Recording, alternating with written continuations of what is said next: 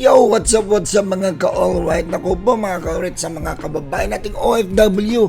Ito mag-update lang ako sa inyo mga ka-alright. Dahil alam niyo po ba, grabe rin pala itong ginagawa ng pamunuan ng OWA, no? Dahil meron pala mga ganitong programa ang OWA. So, ito mga ka-alright, panoorin natin itong mga ipapakita ko sa inyo. Naku, ito po guys, no, matagumpay na naisagawa ng OWA, Regional Welfare Office Cordillera Administrative Region, ang Alagang OWA Calamity Assistance Distribution noong October 30 lang po sa La Trinidad Municipal Ground. Diyan po yan sa Benguet.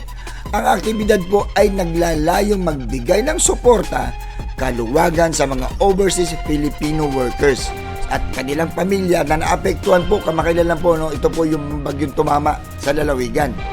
Naku po, may kabuuang 1,792 food packs. Grabe talaga ang OWA, no? Ang may pamahagi po sa mga benepisyaryo bilang karagdagan sa tulong sa pagkain at mga libreng gamot ay ibinigay din upang itaguyod ang kalusugan, kagalingan ng mga apektadong pamilya habang naghihintay ng pamamahagi.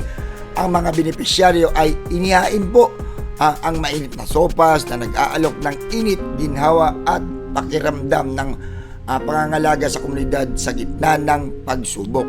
Dagdag pa po sa diwa ng mga voluntaryo at pagkikiramay, ang mga scholar ng OWA-CAR ay aktibong lumahok sa aktibidad.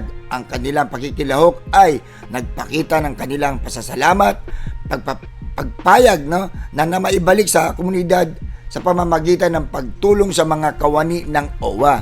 Sa pag-organisa at pamamahagi ng tulong sa mga benepisyaryo, ang Alagang OWA Calamity Assistance ay bahagi ng pagpatuloy, no, sa pagsisikap ng OWA na itaguyod ang misyon nito na magbigay ng kapakanan at proteksyon sa mga OFW at kanilang dependent, lalo na sa panahon ng kalamidad at kahirapan.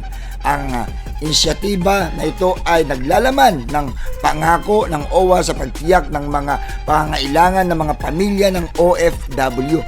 Natutugunan ng pangangalaga, pakikirami at tunay na serbisyo sa pamamagitan ng pagsisikap na ito. Muling pinagtibay ng OWA-CAR ang dedikasyon nito sa paghatid ng mga tumutugon sa programa na tunay na naglalaman ng kanyang Alagang OWA.